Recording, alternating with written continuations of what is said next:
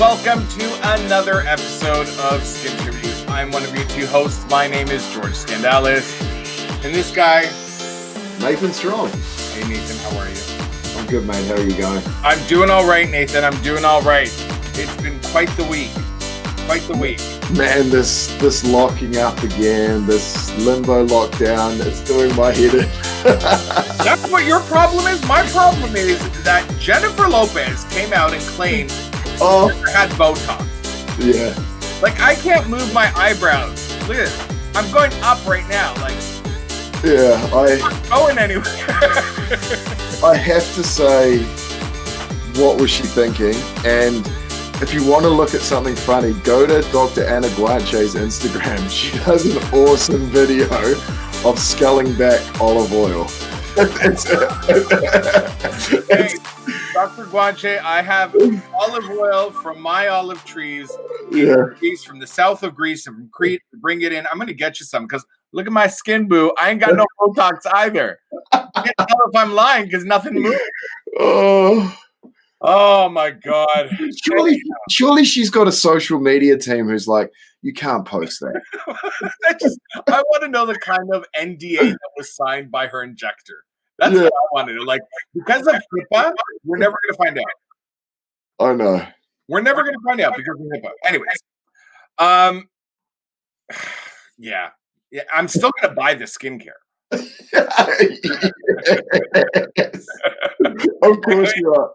I'm still gonna buy the skincare, and I'm gonna do a split face study. I'm gonna use the olive oil from my olive field in Greece face, and the JLo olive oil on the other side, and then I'm gonna stop doing Botox, and we're gonna see what happens. Yeah, don't stop doing Botox. Why, Nathan? Why? You haven't even had Botox done. I'm calling you out right now on the show. But I'm going to get it done. I need it desperately. All right. Yeah. So everybody that's watching the show, Nathan is in desperate need of Botox. Lift up those brows and frown for me. Ooh, oh yeah. That's a good 48 to 54 units right there. Look at that. Look at those muscles. I'm ready to lose my Botox virginity. Well, whoever's got prom at one of their clinics, Nathan's ready to lose his Botox virginity. Yeah. And you know the best thing about tonight, George, and what I love about Skinterviews? Is it full script? Well, before that, I do love full script. But the fact that we're going out west tonight, it puts me in a position where we're kind of in this lockdown limbo, but I feel like for 1 hour, I get to travel across the country to be in someone else's clinic. It's true. We're getting out of Ontario virtually, at least. Yeah. But before we head out west, we should thank our lovely sponsors over at Full Script for sponsoring season 2 of Skinterviews. And for those of you that aren't aware of who Full Script is, I don't know where you're living, but Full Script is the ultimate platform for those who want to do wellness the right way, the personal way. It has the industry's most comprehensive catalog of over 300 plus professional and quality supplements, making safe supplementation more accessible and affordable, and making treatment plans personalized from the doctor to the patient. We keep saying that every single episode. No more guessing game on your supplementations. Get yours from a doctor. Because of all the stuff with Full Script, do you know that I get my supplements now from a doctor? I have a doctor in Ontario who has a fellowship actually in anti-aging. I don't even know how that happens, but and I get my supplementation from there. And they are actually a Full Script client. That's awesome. But bang. And for those who do have Full Script, you can now order all your products wholesale and sell directly out of your clinic. For those of you that are thinking of getting into Full Script and do supplementation with the lockdowns that are happening across the country, this is an amazing time to be able to offer that to your clients because they ship directly to your clients. You don't have to worry about anything. They take care of all returns, any mistakes, anything that goes on. Not that there would be any because they're so high tech. But get on Full Script, kids. Now, let's get on our plane and travel out west, Nathan. I can't wait. 1 hour of being out of Ontario. And we are more than 6 feet apart, so that's safe. Look, can't touch him. Oh! And let me read you a little bit about our girl tonight that's coming in. Our woman, I should say. Our lady. She is a board-certified dermatologist in both Canada and the United States. She completed her medical training in dermatology residency at the University of British Columbia and is a clinical instructor with the UBC Department of Dermatology. She's a smarty pants. I like her. She has a fellowship trained in laser and cosmetic dermatology and is active in research and clinical trials in aesthetic dermatology. Now, get this one. This one blew me out of the park because I love it when I hear stuff like this about our guests. She has published more than 40 peer-reviewed articles and textbook chapters. Wow. And serves as a contributing editor for the journal Dermatologic Surgery. She has been recognized for her research in the area of injectable complications. We're going to ask her about J-Lo tonight. There's no way. Because this is a complication on my psyche. And is a frequent speaker at international conferences, including the World Congress of Dermatology, American Academy of Dermatology, and American Society of Dermatologic Surgery annual meetings. She was selected to participate in the prestigious ASDS Future Leaders Network, and she currently practices at Humphrey Cosmetic Dermatology and Seymour Dermatology in Vancouver, BC. If you don't know who we're talking about, please join me in welcoming Dr. I hope I say this right, Dr. Katie Beleznay.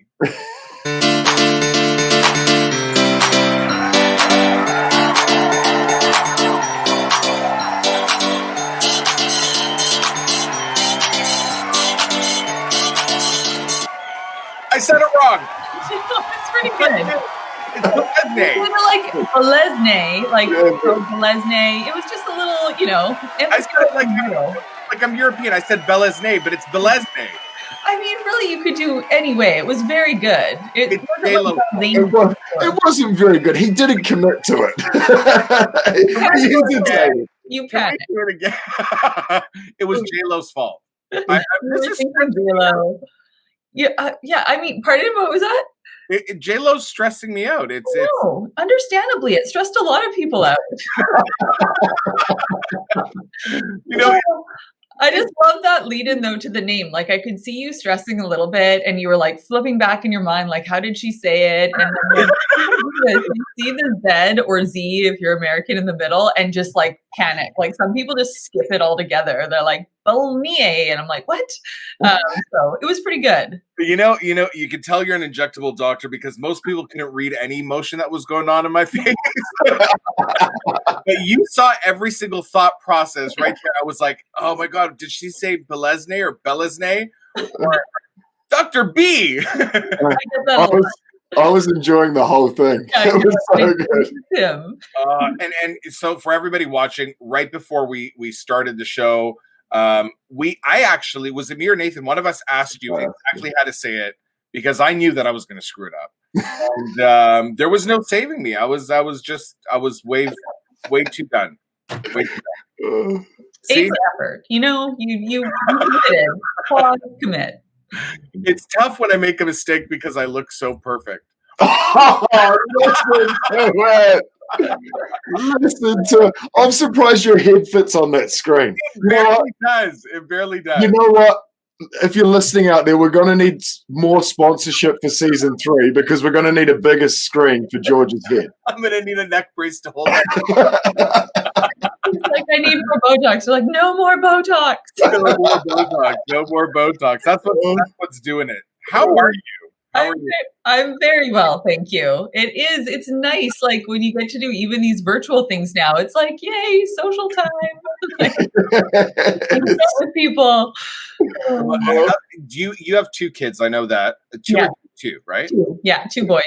And are they home right now?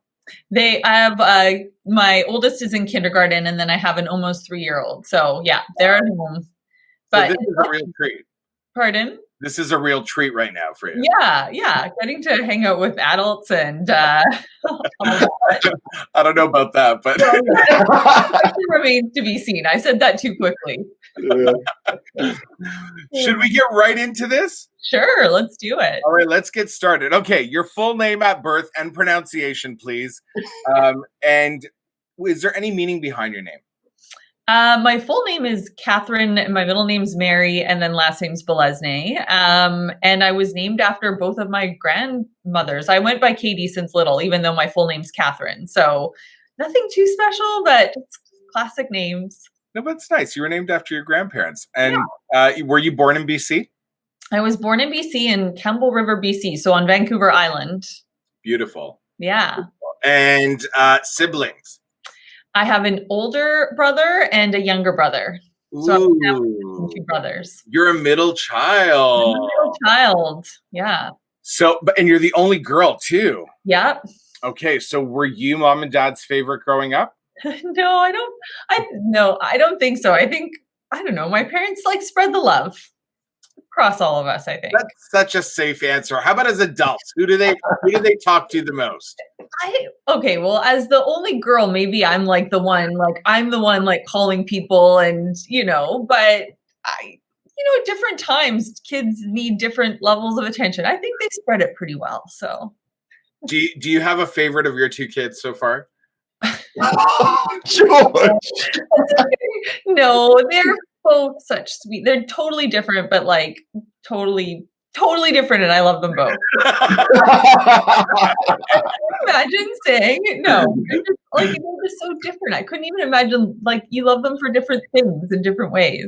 I was kind of hoping you'd say one over the other, and we could show them this video at their wedding.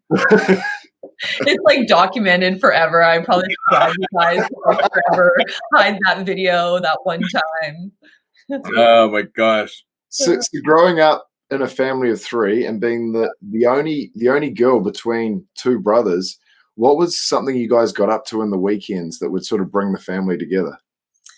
I mean, we grew up. So I grew up in a small logging town called Sayward. So I was born in Campbell River, but that was because it was the nearest town where there was a hospital. But it was grew up on a farm, 20 acres. We were kicked out of the house in the morning, and my dad would blow a whistle, and we'd have to come back for lunch or dinner. That was kind of we were building forts and having adventures. We had horses, goats, sheep, all sorts of animals. So yeah, we kind of hung out on the farm, hung out in the woods. That's what we did when we were kids all together. Awesome. And I've got some photos of that. Talk us through some of these photos. Yeah, so that is the house we grew up in. The middle photo there, and there's our 2 horses. And then I used to ride horses back country style. I drove draft horses competitively for fun, which was super random. And so that's me driving the draft horses in the bottom. And then that photo top right is me as a kid, and we had a potbelly pig as a pet, which is pretty unique. But her name was Charlotte, and she was house trained, so she lived inside and outside. Aww. Yeah, and the best pet ever. She was so good. I want a pig. People don't have pigs. You can train them. She had a litter box for indoor if we didn't kick her out, and she they're so smart, and she was loving, and she would just cuddle with you. Seriously, I'm gonna try and start the pig movement. I hate to say it because I am a meat eater, and but pigs, for those people that don't know, pigs are extremely intelligent. They're very highly intelligent. Yes. And they say they're more intelligent than dogs. I don't know if that's true. I'd have to look it up, but from what I hear, they make excellent house pets too. That's what, yeah. And so, think about it. Yeah. Walk around with their little pig in the city. Oh my gosh. Little pig. Don't even say it. I'm not going to say it. So have you got your young boys onto the horses yet? A little bit. We've gone back to the island, and they're kind of indifferent at this stage, but maybe one day they'll get into it. It's kind of fun. I don't ride as much as I used to, of course, but yeah, it's kind of nice to get out there and have fun on the farm. Yeah, it's one thing I don't do enough. I love horseback riding. I absolutely love it. I just feel like it takes you away from everything just for that hour or 2 hours you're on the horse. Especially back home in New Zealand, you get to do it on the beach and go through the ocean and stuff like that. It's pretty fun. Yeah, and I mean, so many people are doing things like meditation and mindfulness, and probably horseback riding is like a way of doing that that you don't think about, like that it's actually, fitting those sort of check boxes for bringing calmness and peace to your life, right? So, yeah. Awesome. And birthdays. Is there any birthday you remember growing up that was special for good or maybe bad reasons? I don't know about good or bad. My mom was a stay-at-home mom when we were little. And so she used to like she had a lot of creative and like intelligent energy. And so she'd like put it into our birthdays and we'd have really elaborate, like homemade birthday parties. So it was pretty special. But I don't have any good or bad ones, like big ones jumping out. I've got a photo, I think, of a birthday when you were how old that's so cute. How old were you here? I don't even know. I actually should have asked. I was trying to look at how many candles I have there. Yeah. Somewhere between 4 and 3 and something. I don't know. But yeah, like those are the types of parties we had that were like just so sweet. It's funny now because when I was like, oh, I need to find some photos, like family photos, and it like makes me now be like, wow, I'm like compared to like the type of mom my mom was when I was little to now, I'm like my poor children. I'm like, which store-bought cake shall we buy for your birthday? I'm like so proud of myself. My son, I'm like, what kind of cake do you want? He's like, mango. I'm like Googling where to buy mango cake. Vancouver plus 2 kilometer radius, like. And then he's like, wow, mom, you got me a mango cake. I'm like, when? Made, but whatever. He's happy. That's amazing. It's so true. It's so true. But we take those things for granted. Like now we can't even have a birthday for our kids, you know? Like it's amazing how much we took for granted before this pandemic. Right. I know. It's like your party of your family. Like we'll celebrate for some people. But I mean, at least like my kids are 5 and 3, so they're so little and like resilient in the sense like they don't care. Like they don't know any different really. So yeah, my son's like, don't worry, mom, there's a vaccine coming soon. It'll be fine. I'm like, like we'll roll with it. But isn't it crazy? I've found through this last 10 months that I've learned more from my 4-year-old daughter than anyone in my life. Like just the way she has dealt with this situation. Like it doesn't faze her at all. She just gets on with life. Yeah. I know. I think you do learn a lot from children, especially in times of, like this, where you're like, wow, how does that impact us? How do we let it impact us? And children kind of just show you like, let's just be loving and happy and genuine and things will be fine. Like, that's okay. So 100%. We need to learn from our children because, hey, they're going to be paying for this pandemic in the long run. Yeah. While we can, happiness and joy. Exactly. So talking about learning from things, talk to us a little bit about your parents and what was like the main lesson you learned from them growing up? Yeah, I think both of my parents are like incredibly hard workers. And I think they just taught, my dad's still an active logger and like he built our barn from scratch. My mom has, gone back to school when we were small children. And now she's actually currently doing her PhD for fun because she loves to learn and teaching at the university and super active. And so I think just, with hard work, being resilient, you can really accomplish things and, take joy in what you do. Like when you love and are passionate and feel grateful that you can learn and put energy into things that, things will come to you and you can do great things. But yeah, I definitely learned a lot from them. I love that. Mm-hmm. Tell me about, you grew up on a farm. Were there a lot of other kids around? Did you have a best friend growing up that you're still friends with today? Not as much. I mean, I still know the people that I grew up with in like the small town. I had a best friend that I grew up with at the time, and she like fit in very well because she was like a tomboy, and I was like with my brothers and all their friends, and I had all boy cousins. So like and she was like as tough as nails. So it was great because like she could take on anyone, and if I needed a fight, like she would just do it for me. I'm like, so, it worked out. Like we were, to have somebody like that you can just go out and just have fun and adventures with. So yeah, I think there's people I still know from back in the day, but things evolve over time, right? But yeah, that'd be like one of my good friends. You seem pretty cool. I mean, you grew up on a farm, you're a free spirit, you're riding horses, you're getting your friends to beat up anybody that bothers you. You got two brothers to back you up.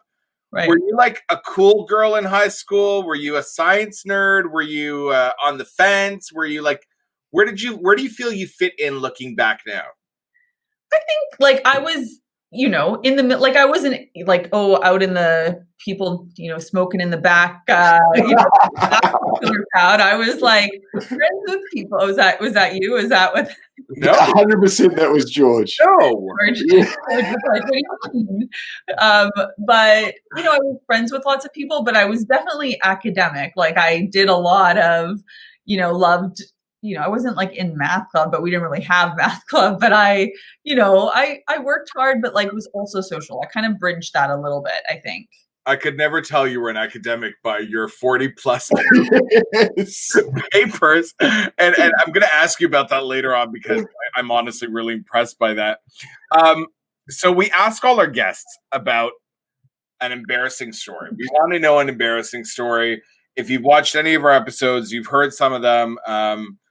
But I want to know a Katie embarrassing story. Because I think that you've got this devilish little smile, and I think that you can get up to no good and get away with murder. Yeah. Okay. Well, this is so in my head. I was like, "This is why am I saying yes to this?" This is out there, and it's like video, and what am I saying? Okay. I'm just thinking. There's embarrassing stories. Okay, thinking of the small town thing and some of those slight innocent, you weren't used to big city and normal things always. So one story that's kind of embarrassing. My husband's from the United States. He's from California, like bigger city. And so I had told him this story and he was like, what? Anyway, so I was one day driving up to Sayward after I'd been at the University of Victoria, which is where I went and did my undergraduate degree. And I had my dad's truck, which was like a big giant diesel truck. And I was driving like a fairly new-ish driver and maybe speeding a little bit. And it was raining and I saw a cop. And what do you do when you see a cop? But like you slam on the brakes, which is what I did thinking I was speeding, which then led in the pouring rain to like fishtailing like across the road. And like the cop immediately was like, like put the sirens on and like so I'm like freaking out. Okay. So immediately I'm like in tears. But what did I do? Which is the maybe slightly embarrassing part, but I'd never been pulled over by a cop. I've never like, this is the scariest thing that's ever happened to me. So I actually got out of the truck and like ran to the cop's vehicle. I apologized and explained to him the story. So he like, I run over to the window. Like, luckily I'm in like relatively like he didn't shoot me or like he like rolled down the window and I was like immediately like sobbing. I was just in the University of Victoria registering for classes and I'm like crying hysterically about like how I couldn't register for my classes, just like, ugh. And he's like, calm down, like go back. Registration. He's like, at this point, I'm not getting out of the car. Like it's raining, clearly. And then I had no idea what a registration was. Like, who knows? Like it's a piece of paper. So I literally brought like everything in my dad's glove. Like, like crying. Like, I don't know. Is it this paper? Anyway, long story short, I got off with no like fine or anything, and it was all good. But it was like in retrospect, kind of awkward and some rules as to what you should and should not do when confronted by authority. That could be one of the best we've had. That was a good one. One. I mean, and I was right. I nailed it on the head. She could get away with murder, this girl. That like triggered one thing where I was like, I haven't been known to have success. I was just wrong. I said you'd do it with a smile, but you did it in full-fledged cry. Full-fledged. It worked. Let's go back to talking a little bit about you being an academic. I want you to talk to me about if there was a teacher throughout your academic years that really made an impact on your decision to become a doctor, or just somebody you really remember for being positive, or on the flip side, somebody you really remember for being negative? Because I think teachers are a hot subject right now the last few years with so many things going on with education and students.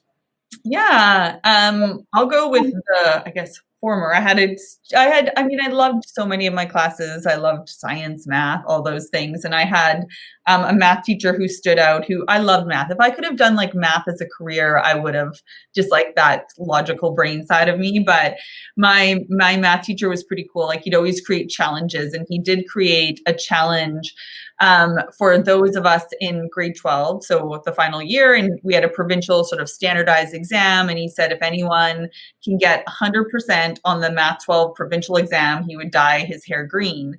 And I was like, yes. And so anyway, needless to say, he had some green hair for a while, and I was anyway, he did like fun things like that to really engage us and motivate us, and so that was really cool. That's awesome. That is awesome. Can I just ask a question? Because I never got to experience this, but what is it like to walk into the classroom knowing that you know more than the teacher?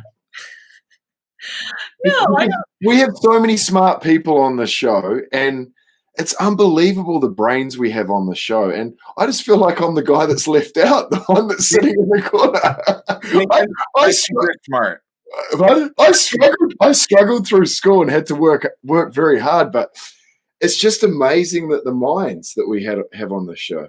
But the thing that's cool now, and I think even now as school and education evolves, right? Like, we're looking at all the different ways that people are, quote, smart, right? Like, yes, people who are smart in chemistry, but there's people who are life smart and, that are great at emotional EQ, right? Being able to hold a conversation, like you guys doing things like this and being able to on the fly come up with, how the conversation will go. That's like a crazy skill. But I think our education system is recognizing that in different kids and finding that brilliance and light, and different teachers can bring out different things in different kids. So I love that. Yeah, I agree with you. I love that. Now I'm going to take it more to the interesting part of the interview. Now we're gonna bring up some questions about your husband and how you met, and get into some juicy stuff. So,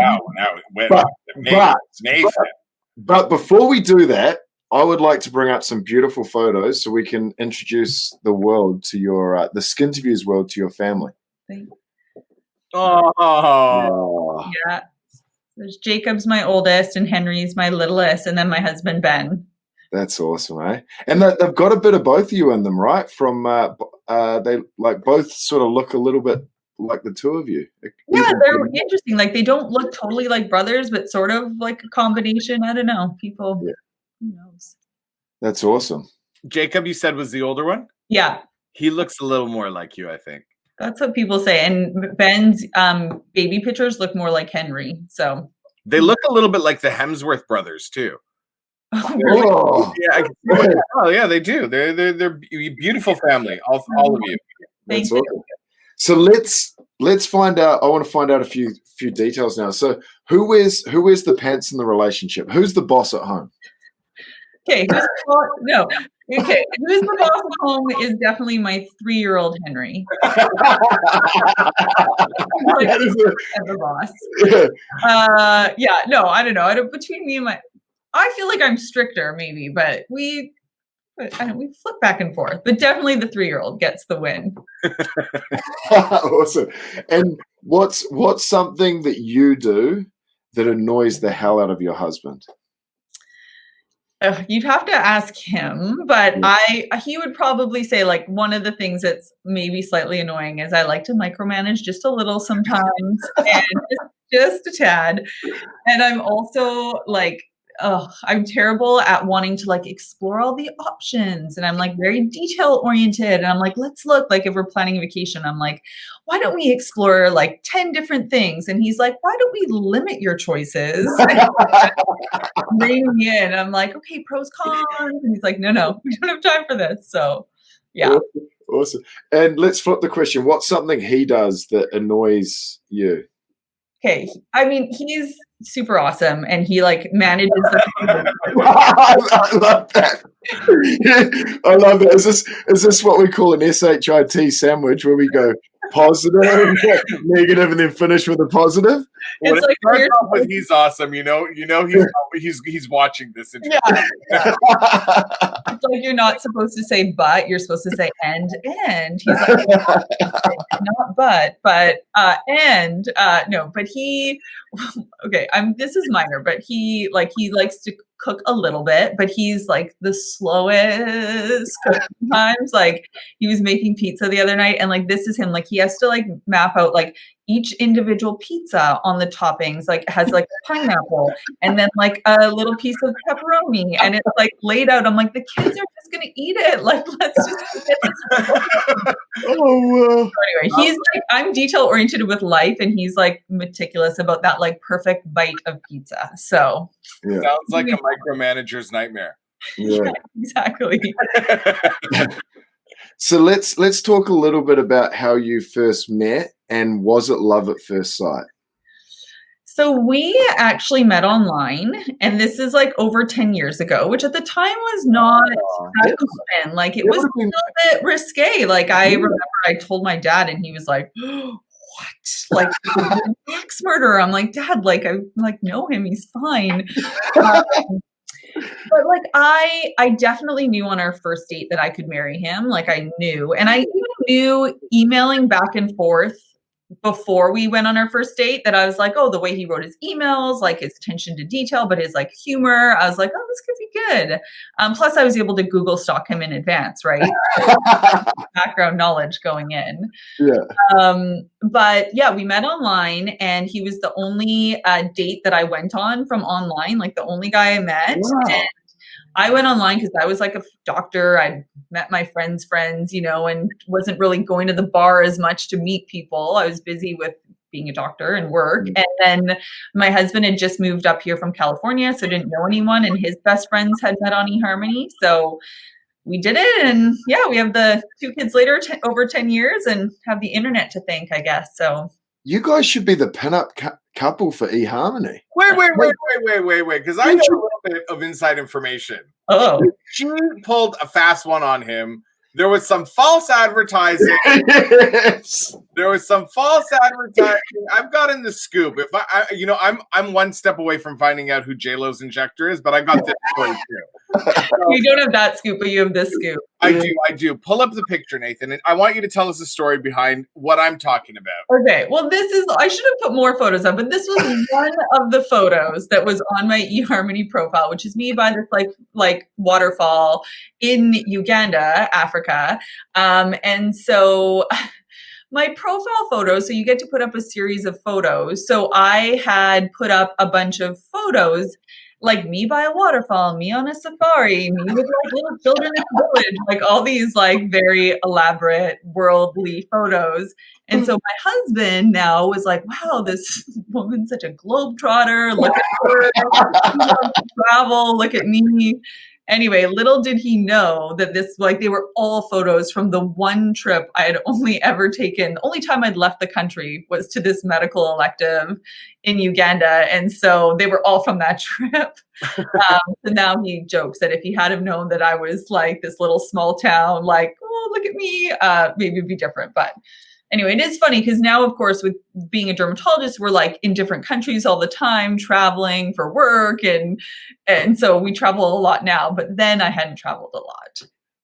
I love that. And eHarmony, if you're listening and you want to sign this amazing couple, the guys at Skinterviews are now their agents, and it's going to take a massive paycheck to get them. Massive paycheck. And we're going to take, how much percent are we going to take, George? 5? Oh, easily 80. 80%. I don't know if eHarmony, like there's so many different ones now. I feel I don't know, is eHarmony still going strong? I hope. I mean, hey. But you've got 100% success rate, and it was like from 0 to marriage. That's crazy. Well, and I feel bad now because whenever I have patients or people who are single, from like my 20-year-olds to like my 80-year-olds, I'm like, you need to go online. It's like obviously not everyone has the success rate that I did, but I feel bad when people are like, that was terrible. Like, why didn't you come and do that? Yeah. I love that. And so, who made the first move after? Like, how did that sort of happen? Oh, I think he did. Like we went on a date. I remember he didn't know Vancouver well, so he picked like kind of like a restaurant that I was like, I don't know about this, but it all worked out in the end. And yeah, it was good. He made the first move, and the rest was history. So. Wow, that's an awesome story. For those people who are struggling on online dating, just keep at it because there is light at the end of the tunnel. Yeah, and be open. I will say you have to be like, I almost screened him out though, because he had, in eHarmony they like ask you questions to match up, right? And he had said that he drank several drinks a week. And I was like, that seems excessive in my mind. Like I didn't, I was like, how much alcohol is he consuming? And obviously, but like he was just being honest. Like if you have a few drinks on the weekend, like, okay, sure, several. Anyway, good thing I kept my range open in terms of like height and yeah. I'm glad you bring that up because I'm not a big drinker, but when I read those forms and they're asking you for, how many drinks would you say you consume in a month? And when you got to put a number to it, you always take off like, I lie. 10 or 5, and you still feel bad about yourself. And I don't even drink. I barely drink. I lie 100%. If I told my doctor the truth, like especially during COVID, like he's like my doctor would go mental. Right. And like we as physicians in training, they tell you to add like a certain number of beverages to whatever. Right? So he just was being truthfully honest, which nobody else was. So I'm like, why is he such an outlier on the drinking scale? So you were comparing him to your work questionnaires. I love it. Did you like send him like one of your work questionnaires to fill out before the date? A little like pre-alcohol screening. Yes. Good morning and need a beer to get going. Can you send me a swab of your left cheek? Hold it in there for 10 seconds so I can process it at the university. Oh, hey, don't laugh about this because we may need to have COVID swabs before we go on dates soon. Oh, you never know. Yeah. Do you work out? I do. Yeah. I have the Peloton. I saw that on Instagram and I've got to say, I love the Peloton. So tell me how you got into it. Tell me how much you love it. Oh, yeah, I love it. So I feel like I was way ahead of the game because I actually got it when it first came to Canada on a number of like doctor moms who recommended it. So like pre-COVID, I had it. And now like everyone's like, oh my gosh, this is amazing. It's just nice for me, like the flexibility. I hate having to like plan around a class and like going somewhere. Obviously now gyms are shut down, so that's not even happening. But I just like jumping on 30-minute ride, like doing a weight class, which I would never like do on my own, like figure out how to do. So it's just nice to have somebody there. It's fun, it's easy, and you like feel like you have a good workout. And are you guys Peloton friends? I have to add you on Peloton. Yeah. Who's your favorite instructor? I jump around. I mean, so from on the spin classes, like I'll do a lot of Cody classes or like Ali Love. Also, I do honestly all of them. I usually pick based on the music just because I want like upbeat, happy, I don't know, music or just the classes, whatever's trending. I'm actually like one of those people. I'm like, ooh, this class is trending. Let me try that one. Yeah. No, I love it, and I've tried so hard to get Matt Wilpers on the show. He's my guy. I love the Power Zone endurance classes, and I've been trying on, and I do his runs as well, and he actually spent 8 months running in New Zealand. So I've even tried to play the New Zealand card on your Instagram message. Really? So I just wanted to get him on the show just to have a different perspective of health and looking after yourself. And he's just got like all the instructors have amazing personalities on that on the Peloton. Yeah, and I think like now it's just so hard to get in exercise otherwise, right? Yeah. Like we're not getting to the gyms. I mean, in Vancouver, it rains all the time. So you have to be super motivated to go running or doing things outdoors. So I think for like mental health and like just being able to get some exercise in, a quick workout, like you feel good, it has been really nice from that perspective. So yeah. Awesome. Do you have a favorite song you work out to? Or song right now? No, like this is so lame actually because I'm like a crazy multitasker, but what I will actually like, even when I'm working out, sometimes I'll be like watching like a dermatology webinar on my like laptop, and I'll be like doing my Instagram and like just sweating and biking at the time. But it's like, were you on a what? Like, why did you respond to all those comments? I'm like, because I was working out. So yeah, I like to multitask too. Do you sing in the shower? No. No, you don't sing at all. In the car driving? Like I'll sing along to songs. Like, what's your favorite song to sing along to? Oh, okay. Well, right now, mostly because like this, I listen to what my children like. My 5-year-old has like a playlist. Okay. So then I get sucked into like his playlist. So right now, his favorite song is Mariah Carey, "All I Want for Christmas Is You." So we were like belting that out in the like car the other night, but I don't have like a favorite anthem that. Are you going to sing a little bit for us? No, I am not a singer. This was not part of my contract. Did your agent not tell you about this thing? Yeah, my agent. But yeah, when I'm like, sure, yeah, this sounds fun, guys. You're like, I'm telling embarrassing stories and singing forever. Are you a movie or TV person? Both. Both? Do you have a favorite movie or a favorite TV show series that you're watching right now, or one you'd recommend for people that are stuck at home in COVID? So I am like a happy escapist kind of like movie TV people. Like Netflix, some of that stuff is dark. Like I cannot watch that at the end of the day. I'm like, give me something happy, like love story. Everyone like lives happily ever after. So, I mean, I would like choose a rom-com. Like I rewatched the Bridget Jones's Diary recently. Like that made me happy. I watched like, Netflix, like The Queen's Gambit, which everyone's watching. Oh, so good. So good. And like that kind of stuff I can handle, but like, and it's good and like you get really into it. But yeah, those kind of things. If I were to make a movie about your life at this point in your life, okay, leading up to this point in life, who would you choose to play the actress that plays you? I don't know. Who do you guys think? Like, oh, don't answer a question with a question. Come on. Legit response, isn't it? I don't know. I'm trying to figure out who do people tell you remind them of?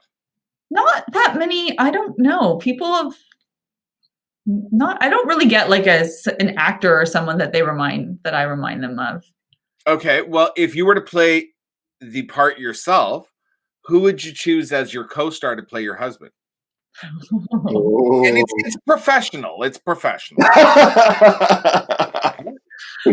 No. Who's been in movies? Oh gosh. Come on, you're rom-com queen here. I know. I'm thinking, who was in it? Like Sandra Bullock and Ryan Reynolds, huh? Like in I watched that recently. That's where I went. But Ryan Reynolds. I'd pick him too. I mean, you can kind of, yeah. Vancouver. They're trying to name a street after him in Vancouver. I hear. That's true. Yeah, he vetoed that though. I heard so. Yeah, he didn't want that to happen. Yeah. Should we get into work? Yes, we could get nonsense forever. We could. You're so easy to talk to, Katie. Oh, you really are. We could be here for hours. I actually forgot that the cameras are rolling and we're in an interview. I was almost going to call out, I'll have another beer, thanks. To the waiter. Yeah, we'll take it up to the table. Nachos for everyone. Yeah, exactly. That's what I was thinking. Yeah. So let's talk about a bit of work because we should while we're here. And the question we ask everyone, and we get fantastic answers, so I'm really looking forward to your answer, is why is our industry so great? Yeah, I mean, I mean, our industry, so I'm in dermatology, aesthetic dermatology. I think it's such an exciting and innovative field, really. And I mean, maybe that's sort of what we do, but in this field, we get to make people look good and feel good and help with self-esteem. And, I just feel so privileged and excited to be able to be part of that with people and making plans for now, the future everyone kind of wants something to feel like the best version of themselves. And in our industry, we get to look at options and ways to do that. And I also just love the science. I mean, as we've talked about, like the ability to really make recommendations backed by research and science and what's new and innovative, and that's always evolving. So I think those are some of the reasons it's great. Awesome. And I've got a bit of a two-pronged question to follow up before I pass it on to George. In this industry, there's a bit of a stigma around this industry, like for people on the outside looking in. How can we change that stigma? That's my first question. And the second question is, in our industry, there's a lot of misinformation from people who, in my opinion, are speaking out of turn and don't have the qualifications to be saying what they are saying on social platforms. How is professionals in your position going to stop that or counteract that? So those are my two questions. Yeah. And I mean, the first about, stigma, I think, it's tricky. There's this whole, connotation, like why are we doing what we're doing? What's your motivation if it's an aesthetic type of treatment? We talk a lot. I think we've been, as an industry, shifting the conversation or trying to, which is talking about positive aging, right? Which is, yes, be in your skin, love your skin, feel good. And that's okay. And it doesn't mean we have to change the way you look or it doesn't, some of the negative feelings around cosmetic treatments, that doesn't have to be it. It could be a focus on prevention. It could be a focus on skin health. It could be a focus on wellness. And I think just understanding with patients and people, like, what are your goals and how can I support you on that? And it's okay to want to do something to give yourself a little boost or to look more rested or to look happier, just sort of validating those goals that they have and saying, I hear you. And like, let's discuss together how we can help you achieve that.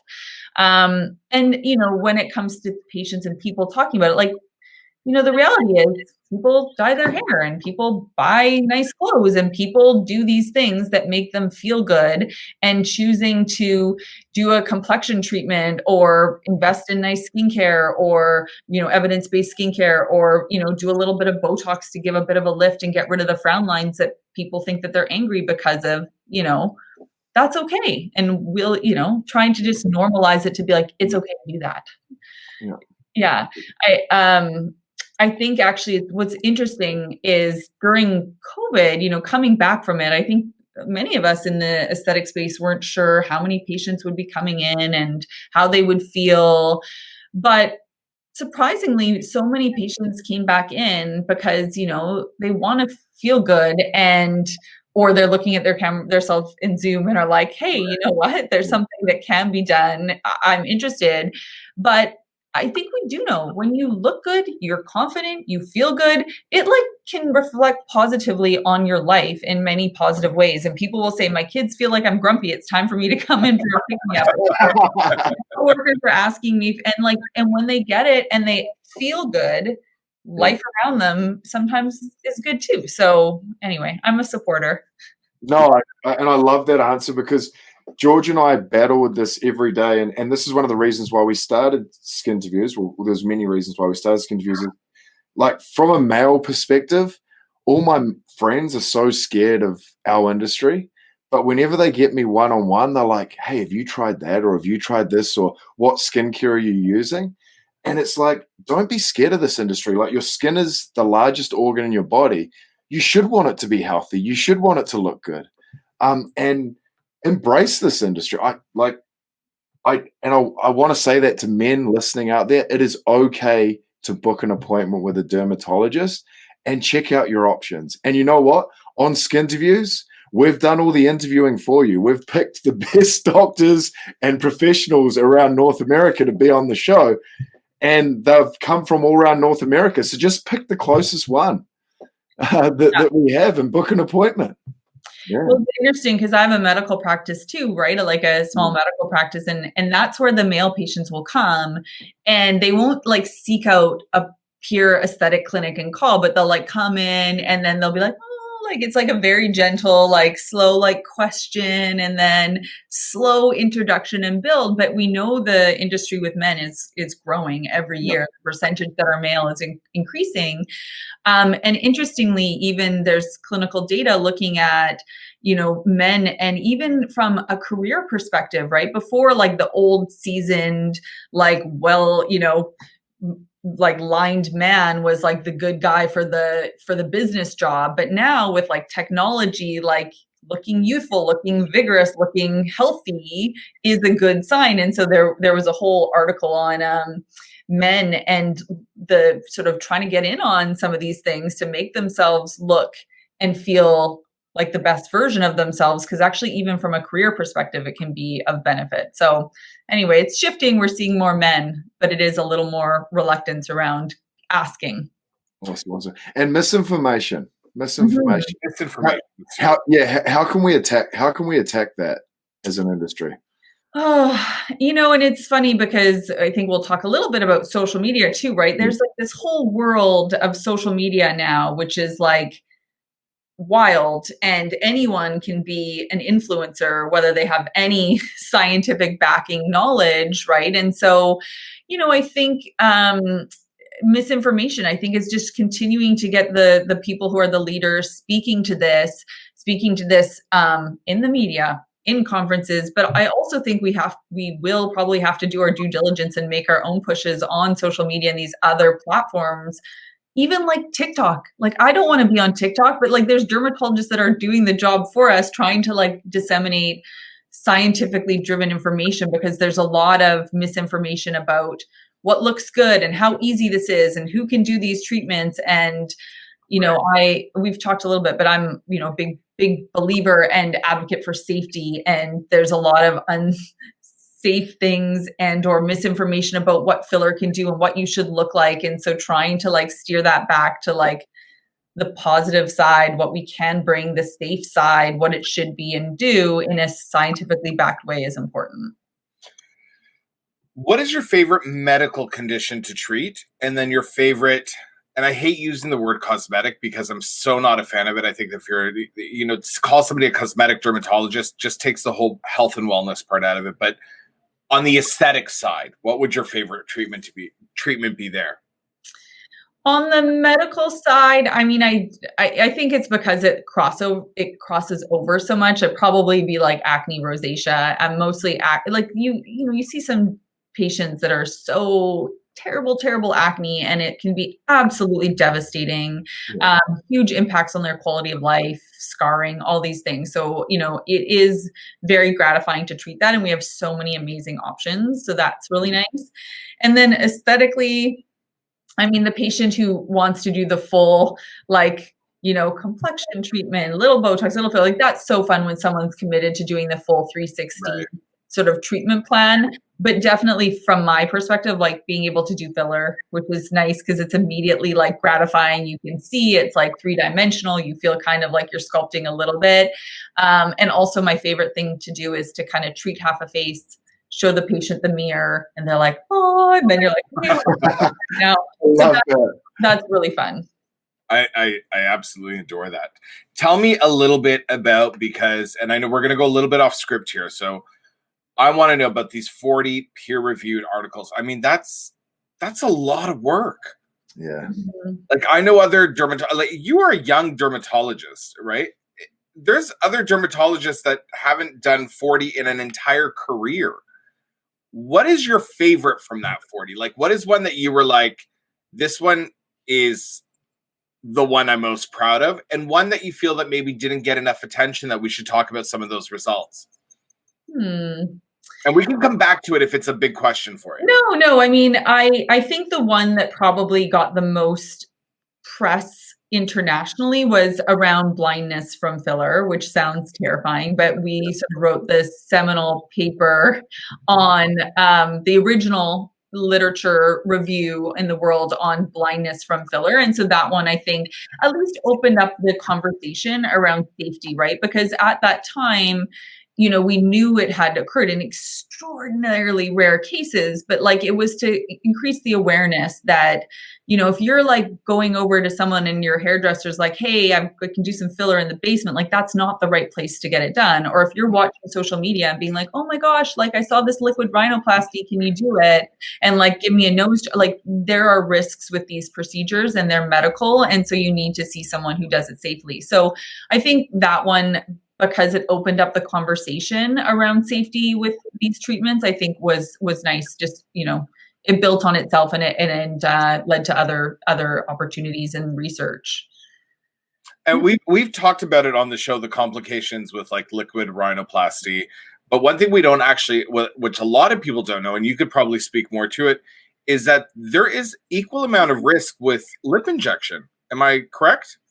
Different types, like lip injections, you can get vascular complications and you see a lot of those around breakdown of the skin and necrosis and scarring. It's less common to cause blindness, which is the big risk around treating the nose or sort of the sclabella area right in here with filler.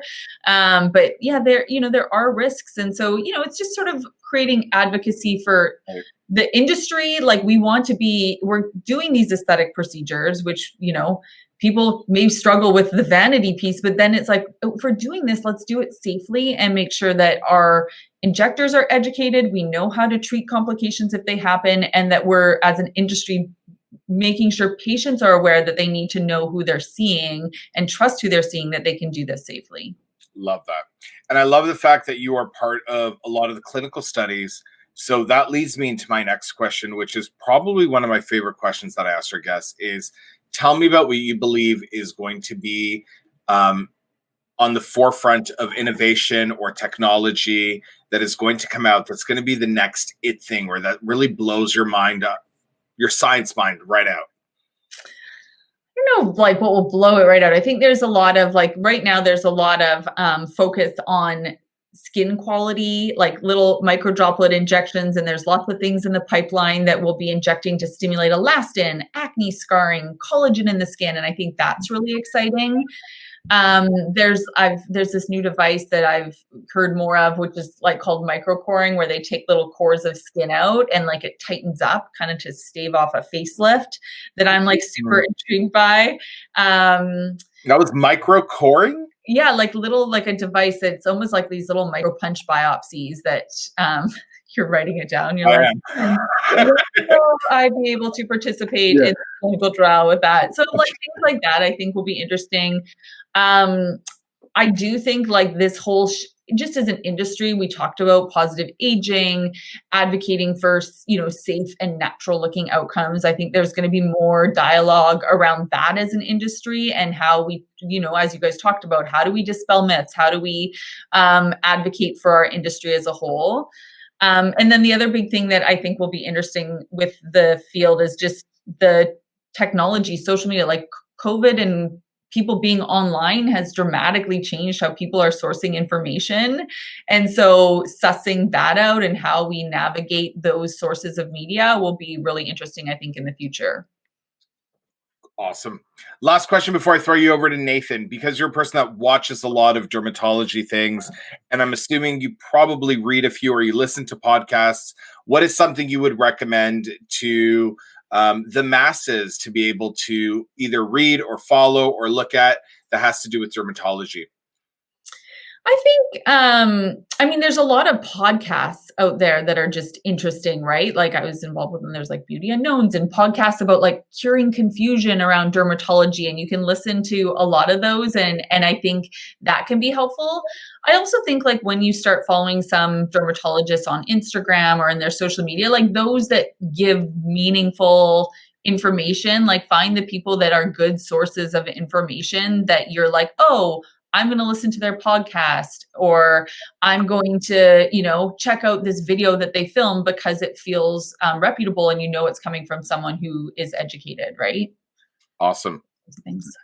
It's going to be hard though, because we're in such a huge content driven world, and you as dermatologists or surgeons, you have your job, which is like a very demanding job, and then you're expected to make all this content on the side for the industry, and it's going to be a fascinating thing because this content ain't stopping, and it's a lot of work. It is. It's a lot of work. It's another job on top of your job. So, like, it leads me to a question: how are professionals like yourself going to keep up with this sort of content and this sort of lifestyle? Because it's impossible to do both. No pressure. Yeah. Sure. Yeah. Well, it's true. And I mean, you can get sucked in because you feel good when you're like, yes, that was a good piece of content that I put out. Or like you feel, and then patients or people are like, wow, that was so useful. Thank you for sharing that. And you're like, okay, I'm doing something that's useful. And it's like a little creative, but you have to find the balance and you can't do it all. And so you have to choose what that priority is. And I think right now people have time to make content. We're not like traveling to all these conferences, which we used to be doing, but it may shift. You'll see like everyone when we're back to like normal, just like the content online is dramatically. But, you know, like myself, I'm like, I put my 2 kids up on online to like give a video because I'm like, I don't want to record that. Here, you guys tell me in winter, and it's like easy. But you know, people like watching like cute kid videos. So 100%. I post something with me in it and it gets like 1 like, and then I post my 2 daughters. It's like it's got 100 likes in like 10 minutes. No, people are like, Jacob, my 5-year-old, they're like, Jacob's taught me more about the skin than anybody. I'm like, that's great. That's awesome. Like nobody cares what I say, but I'll just like tell you, and it's all good. I have had some fun watching some of your videos with the 2 young ones there. Actually, it's been good fun. Keep them coming. Keep them coming for now. Yes, exactly. While you've got the time, keep them coming. I will. Yeah. So we have to go into this and I think this topic, it's. I'm going to talk about mental health. I'm not going to sugarcoat it. I think this topic is huge now because I was having a conversation with my wife the other night, and I'm like, man, this limbo lockdown it's my mind is hazy. Like I don't know what it is. I can't put my finger on it, but I'm not quite myself. And my wife feels exactly the same. I feel like as parents, as professionals, we go to work, we do the kids stuff, we put them down, and then we sort of go back to work again. Then we go to bed and it starts all again. And we have no social release or release these days. And I think anxiety is becoming a huge issue. And I just want to know, have you ever had someone close to you that has suffered from mental health or anxiety? Yeah, I mean, I've definitely had friends and family who've gone through parts in their life. And I mean, there's so many people you know of, and I think now is an incredibly challenging time for people. You know, anyone with baseline anxiety or depression and what we're dealing with, there's a lot of uncertainty. There's a lot of challenges with finding support. There's a lot of economic and other challenges. And so, you know, I think many of us, myself included, have experienced it, and in terms of those around us. And so, yeah, it's tough. I feel for people right now. I'm actually incredibly grateful that I get to go into work and see people. You know, we're in our full gear, but I have to say that ability to see people and connect with them, and even for my patients, like this may be the one thing that they've done, and they're struggling at home, but I'm like able to talk to them, and it's helpful. Like it's like a counseling like work, like you're here and we're able to communicate. But it's tough. It's a really tough time. Yeah. And my next question before no, actually I've got 2 questions. Sorry, George, I'm hogging it. What do you think we need to do as a community to support those around us that are struggling from anxiety and mental health? Oh, I mean, there's probably many things on a more bigger scale, but I think like on a personal level, like what can you do as a person? I think just trying to connect, like as many people know right now, especially that it is hard. Like pick up the phone, call, try to connect with anyone. And we're all kind of, I think you kind of alluded to this, but we're all a little bit like, you know, and it's just like easy to go home and like turn on your Netflix and like shut the door and wake up the next day and repeat, right? But try to like actively go out of your way to do something for someone, think of those little moments or thoughts of kindness. And like, so easy when you do it to send like a little flower or gift or, thoughtful something to someone who you just were thinking of. And it doesn't take much. And you're like, wow, that was like so thoughtful. Like, thank you for thinking of me right now. And then trying to think of something thoughtful or kind to do if you can. And then the other thing I think is giving people a bit more, a bit of an extra rope today. Like in these days, like people are struggling in their own ways, and that manifests with people being more laissez-faire about the rules and others who are like so stressed about things. And I just think everyone probably needs a bit of a break, and people may be more reactive and just understand like they're coming from wherever they're coming right now, and like we'll be supportive and loving. I love that advice. So good. And before I hand it back to George and we do the quick fire questions, the fun part of the evening, resident you meets you today. What is the one piece of advice you would give yourself as a resident? Oh, I think, I would say, try and enjoy the moment. Know that like all the little things that feel so stressful at the time in the moment, like memorizing all the skin conditions and genodermatosis, like everything, just let it go. Like know that you will be fine and get through it, and there will be bigger things in life. And yeah, just, be proud of yourself in the moment. Try your hardest. It will work out. I think something like that. It's amazing how everyone we ask that question, it's almost the same answer, isn't it, George? Really? Yeah, it is. I feel like I could have thought of it better, but No, it's brilliant. Doctors and derms have the same life experiences, so it's beautiful to hear. Are you ready for the quick fire questions? Probably not, but I'm feeling a little anxious as to where this will go, but sure, let's don't be anxious. You've got to do the hardest part of the interview. You had to listen to Nathan with a straight face. He's horrible. No, come on, don't say that. I'm the one like you get on Instagram. Every time I see your picture, I'm like, yeah. That one like a one like, yep. I'll like, you know what? That's what I'm gonna do. I'm gonna start liking everything you post. It's the best thing that comes out of this interview. Oh wow. That's how he gets you hooked. That's what he did the same thing to me. Now we're business partners. So. All right. So here are the rules. You want to try to answer with the first thing that pops in your head, and you're allowed one pass. Okay. So what's your favorite thing in your closet right now? A fuzzy leopard print sweatshirt that's like for lounging, and my kids like to cuddle me in it. I love that. So cute. That's so good. What's your guilty food pleasure? Nachos. Dark chocolate or milk chocolate? Milk chocolate. Sour candies or ice cream? Ice cream. Ice cream or milk chocolate? Nachos. I'm not a mixed food person. If you could be from any other decade or era, which would it be? Maybe like the 20s, like flapper outfits. I don't know. You'd look cute in the flapper outfit. Your house is on fire. Your husband and kids are safe. What two things do you run back in to get? Laptop. Does that sound terrible? Nope. And I have a box with like mementos with my kids' crafts and like my things when I was little. So something. Like that. Love it. That's awesome. iPhone or Android? iPhone.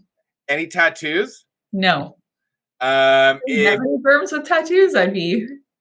We're like removing tattoos with laser. No. Yeah, we've got Pico now. So have we had a derm with a tattoo yet? I don't know. Maybe. I'd be curious. You guys should look at your stats. We should. Well, now we have someone to do our peer review. And I love it how she goes straight to the numbers. You guys should be taking stats on this. Mrs. On the math. Chocolate, what's the proportion you like? Exactly. Dermatologists like milk chocolate better. Yeah. Well, we have to dye our hair green as well if you get the answers right. Right. Only. Yeah, what do I win? If you had a superpower, what would it be? Is there a power to be like more than one, like duplicate myself? so I can be multiple. Like I could be doing my content and like clinic. That's Do you prefer texting or talking? talking. You can either speak every language in the world or talk directly to animals. Language in the world. Your ultimate best friend would be Beyonce or Rihanna?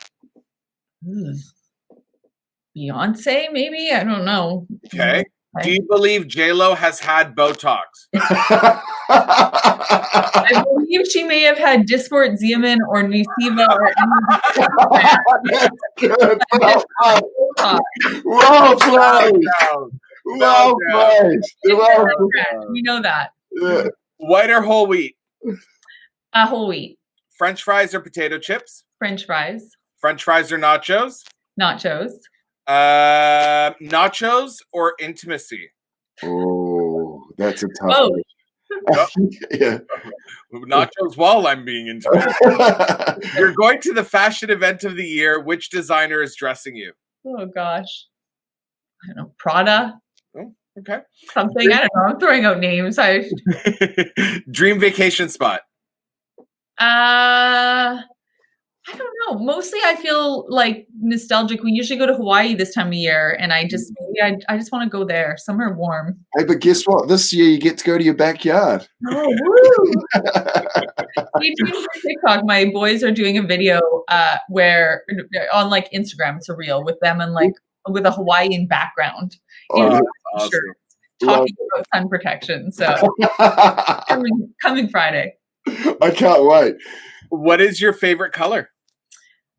Yellow. Yellow. And a place you haven't traveled to but is on your bucket list? South Africa. Okay. And you get to have dinner with God and are granted one question. What would you ask? Like, am I doing it right? Or like, what should I be doing? I don't know. Can you give me some guidance? Like, is this the right thing? Have I got it figured out, God? I don't know. That was a whole lot of questions. But I could try and sneak it, just start to cry. Please, God, and you get to host dinner at your house for the first time post-COVID. Who are you inviting, Nathan or me? Okay. Wow. Okay, so I have to go Nathan. Yes! Okay. Because I know you wouldn't let me say both, but also Nathan reached out to me first, right? So, yes! And you messed up my name really badly. Yes, so. She did.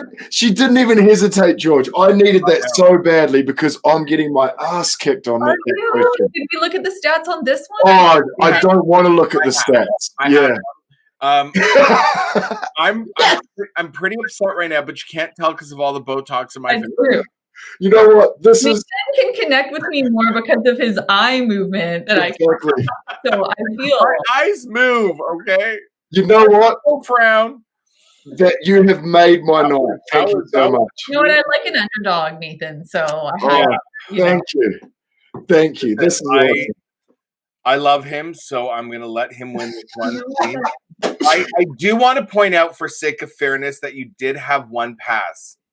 And you know what? She didn't even hesitate. She didn't hesitate. So this one is a clean you, Nathan. Congratulations. Yeah. I reckon I should get 3 or 4 extra bonus. You know what? Can we interview you next week as well? Just insert me for this question. I'm like in a different outfit. We can do that. I'm actually open to doing that because that would be absolutely hilarious. So we might actually do that. Yeah, that's awesome. I want to say a big thank you for having you on here, even though you didn't pick me, and it did break my heart a little bit. Hey, we're going to be good friends going forward. So I'm sure of it. I'm 100% sure of it. And but I want to thank you for taking the time and being here. I know how busy you are, and I know that you have a family and young kids that are probably like, "Where's mommy right now?" And she's on with 2 crazy birds doing Skinterviews. And thank you for all the stuff that you're doing in our industry and for being so young, and I young is a relative thing, but being young in your career and being able to achieve and do all the things you're doing and continuing to do that. I hope that the next time we meet, you have another 20 peer-reviewed studies and I get to pick your brain and learn so much more from you. Awesome. Thank you so much for being here. Me. Thank you so much. This was a lot of fun. Awesome. And before we let you go, we have to always link the interview back to Skin because it's called Skinterviews. So I'm dying to know what your current skincare routine is. Oh, I am like, I mix up things all the time. So you actually want to know like brands or just what I do? You can go ingredients. It's totally up to you. I don't want to put you on the if you just want to go ingredients, yeah. I mean, I use topical vitamin C, SkinCeuticals Floritin currently. I've got some Skin Better Alto Defense. I just layer on the antioxidants in the morning. I'm using some Vivier. I use the Skin Brightening Cream. And then I use sunscreen from SkinCeuticals as well in the morning. And then in the evening, I use the Vivier Retinol. I use the SkinCeuticals Glycolic overnight. What else do I have in there? Trio Skin Better Moisturizer. I just layer it all on. I usually jump around a fair bit because I like my ingredients like evidence-based, you know, your topical vitamin C, your retinol, your exfoliants, sunscreen. But then like the actual brand kind of depends how my skin's doing winter, summer. I kind of play with it a little bit. I love it. There's some hard-hitting products in there. I like it. I like it a lot. That's the best. Yeah. And then the last question before I let you go is, who would you like us to interview in season 3? Oh, there's so many interesting people out there. Dermatologist, it doesn't matter. Anyone in the, hey, you could ask someone outside the industry that you would like as well if you wanted to. I'm going to think. I might have to come back to you on some things. But like I did my fellowship training several years ago with Jean and Alistair Crothers. I don't know. You haven't had Jean Crothers on, have you? No, we would love to get them on. She would do it. Like she's such a interest, like her story and her zest for life and how they came to be, like, and Botox, like it was so fun. I spent a year doing a fellowship with them and just like their world life and knowledge was just fascinating to be part of. So that's awesome. I'll see Jean and give a little nudge. Yeah, that would be awesome. We'd love to have her on for season 3 because their story would be amazing to cover. Yeah. Thank you so much. This has been, and I'm not just saying this because you picked me, but this has been amazing. Well, like, it has to be one of my favorite interviews we've done in the 2 seasons. Yeah, it's been really, really good. It's just your fresh approach is amazing. And for the viewers out there, this is the first time we've met Katie. A lot of our guests we normally have met in the professional environment before, but like, I just feel like we're best friends already, which is great. Oh, I want to hang out with you guys. For a while. Like we're gonna have to set up a Zoom call. Exactly. When this pandemic's over, I'm sure with our professional careers, we will end up at some sort of function or whatever, or we may be coming out west. Hopefully, or we may be even building some content for you. You never know. That's cool. But it's been an absolute blast, and thank you so much. It's been awesome. Before we go to our video for our sponsors, hang out backstage so we can say a proper good night. And for everybody watching, please take note of all the social handles where you can follow our guest tonight. Make sure you get on there because, you know, they do take a lot of time to make all this content, and it's really important that you're getting your information from the right person. We'll be right back. Let's go to message from our sponsors, and we'll say good night.